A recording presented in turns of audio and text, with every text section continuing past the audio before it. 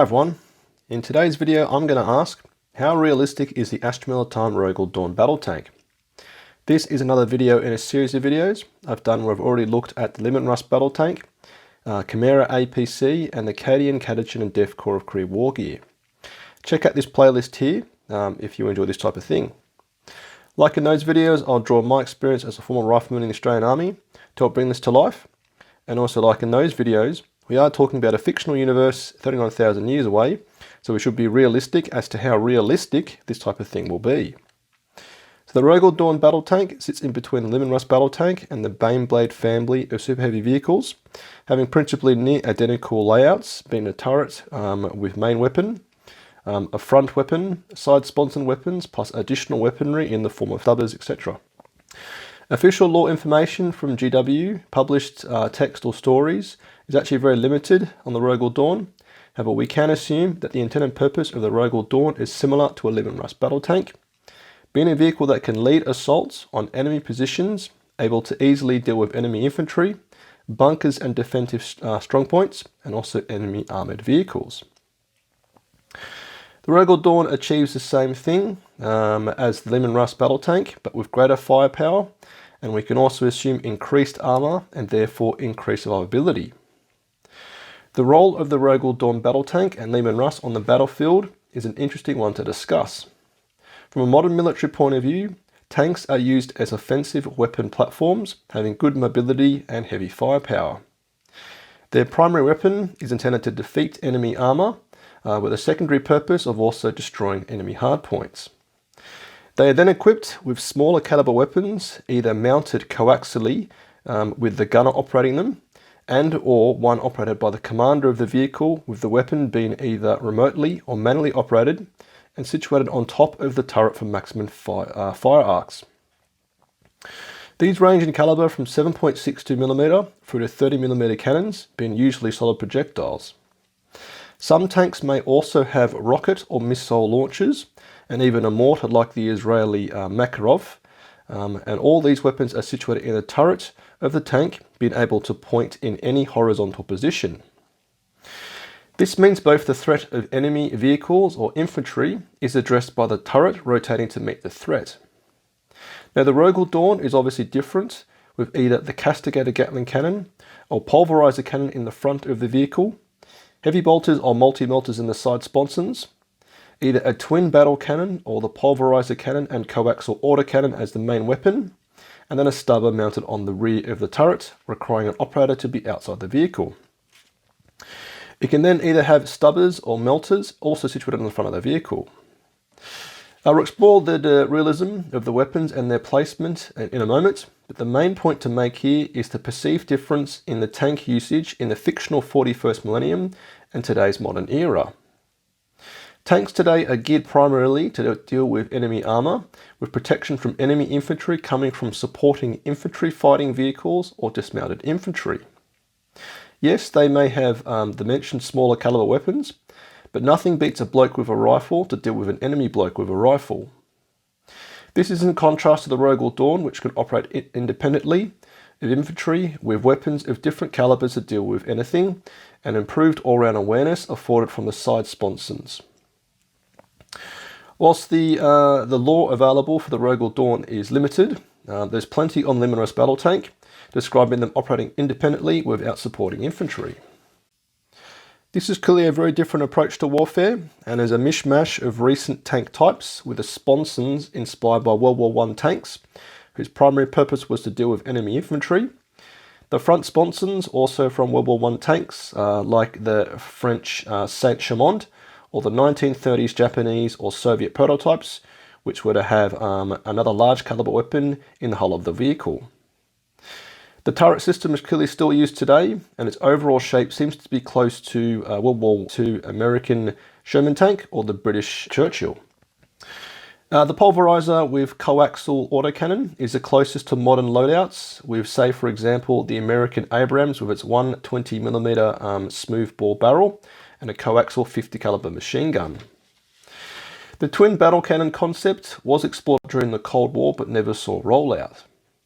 So how realistic are the weapons and their placement? The The side sponsons are realistic in the sense they provide protection closer to the ground, with heavy bolters being highly effective dealing with infantry. Wider law on the heavy bolters is that they fire apparent fist-sized projectiles that are rocket-assisted, which would no doubt tear apart bodies, and also rip up defensive positions not hardened with concrete or multiple layers of sandbags. The option of a multi-melter is hard to determine, given we obviously don't have that technology yet today, but I like to think of a multi-melter as a ginormous blowtorch which could melt almost anything.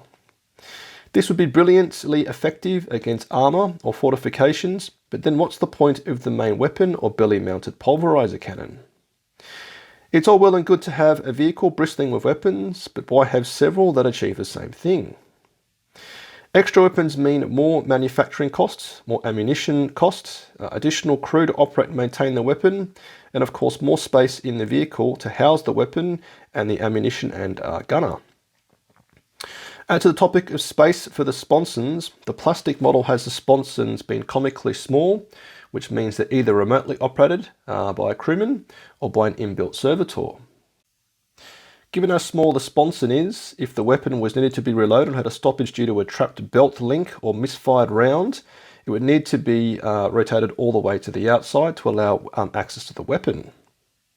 This conceptually is fine, however it is an extra few seconds that could be life or death when you're trying to reload or fix a stoppage when heretics Astartes are advancing on the vehicle. Also, like in the Lehman Russ, the lack of vision blocks on the sponsons is troublesome. Yes, it's a scale model, but how would the gunner or servitor observe their arcs of responsibility and identify targets? Now here we can assume that, like the Lehman Russ, in real life there are some across the top of the sponsons. So I'd argue that heavy bolters would be a more common weapon, given it serves a different role to other weapons. Okay, now onto the belly-mounted castigator Gatling cannon or pulverizer cannon.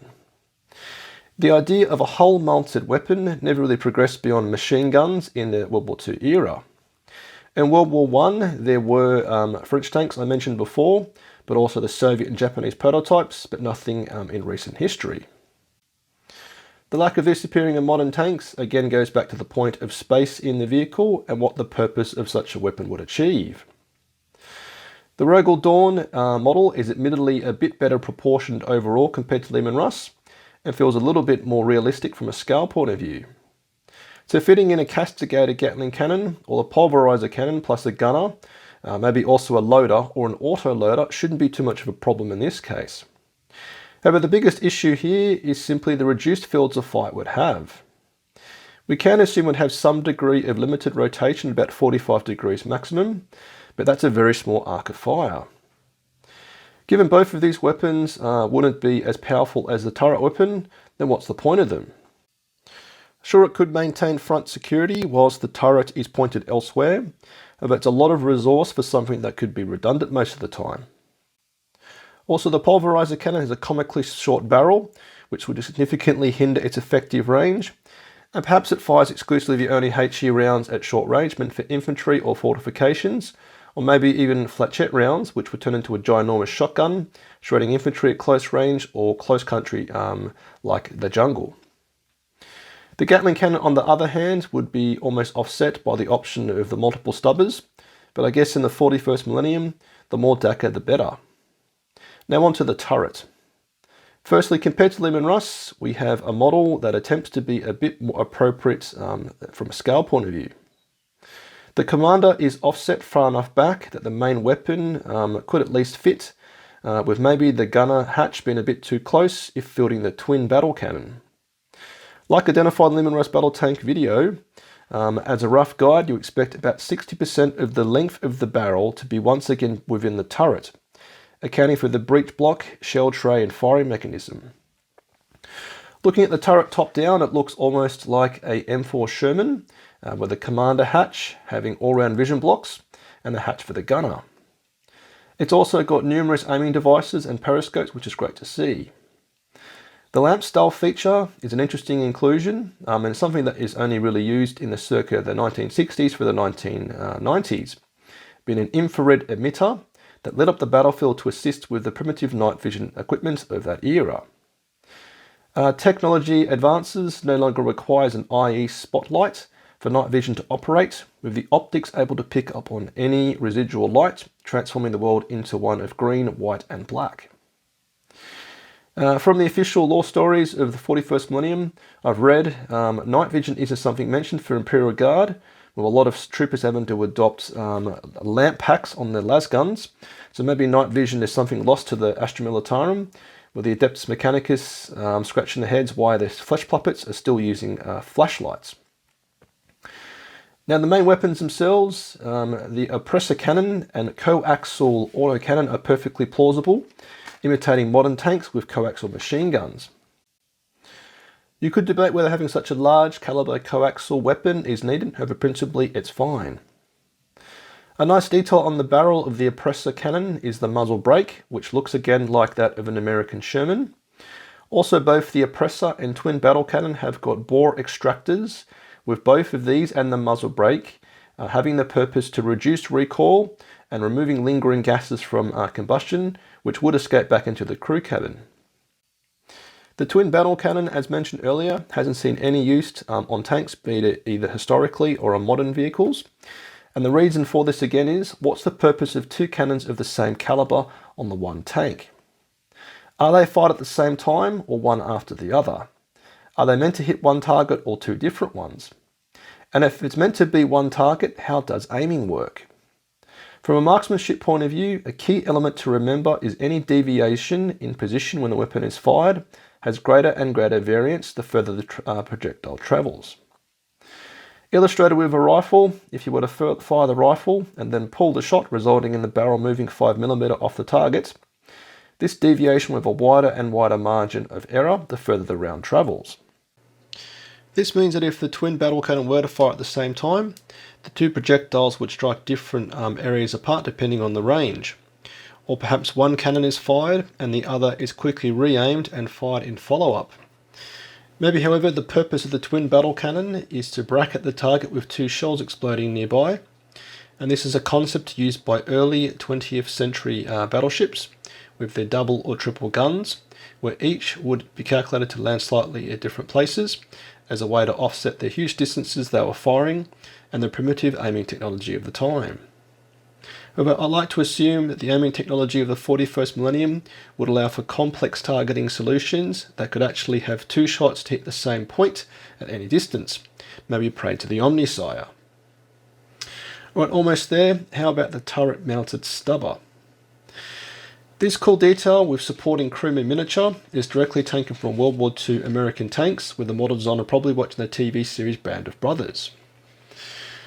These externally mounted machine guns were more to provide anti-aircraft protection, with an issue with the one on the Rogal Dorn being the fact that it's got a somewhat limited upward traverse. Also, in the era of jets and fast-moving aerial vehicles, spraying a stubber into the skull would be pointless and a waste of ammunition.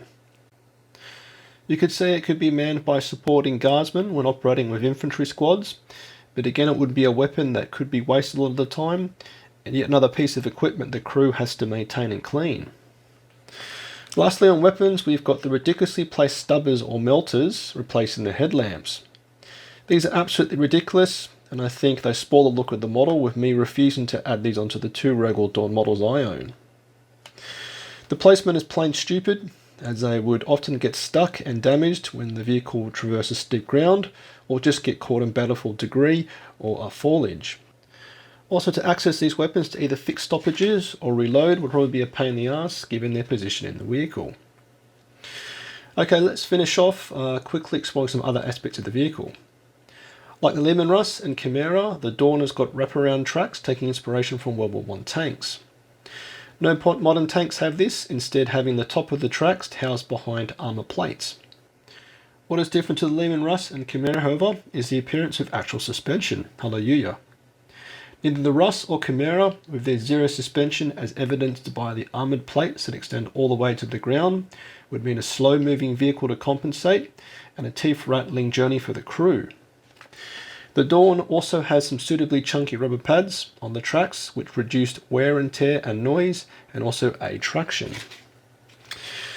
Right, so there you have it, the mighty Rogal Dorn Battle Tank. More realistic Leman Russ or Chimera, aside from the tiny sponsons, Hull-mounted weapon with limited traverse and nipple tassel stubbers or meltas at the front of the vehicle that would get damaged and achieve nothing. So what do you think of the Rogal Dorn, and how realistic do you think it is? Of course, with caution being placed on the word realistic. And if you're an ex or current serving member of the military with experience with armoured vehicles, do let me know what you think of this topic. I never worked directly with battle tanks during my service, however I used the full array of infantry weapons, from pistols through the 50 cal machine gun. I plan to do other videos exploring the Bane Blade family and also the artillery vehicles of the Astra Militarum. What else should I look at? So if you enjoyed this and want to support me, you can do so with a like, comment, sharing the video, or subscribing, as this all helps the YouTube algorithm. Feeling super generous, you can sponsor me on Patreon, and massive thanks to my current supporters. To get your bayonet sharp, let's go and oiled. Faith for the Emperor strong. Patreon Platoon, sound off. Tank Commander Glenn. Tank Commander Watchdog Van Etten. Tank Commander Mitchell. Lieutenant Burke Nielsen. Colour Sergeant DuPont. Sergeant Adal. The Colonel Merrill. Chosen Man Smith. Veteran Gibson. Hall. Lundeen. Guardsman Beard, Coquelin, Flint, Hills, Malik, Nitton, Nguyen, Tom, Tompkin. Conscript England, Evan Gyan, Gilliam, Goodwin, King.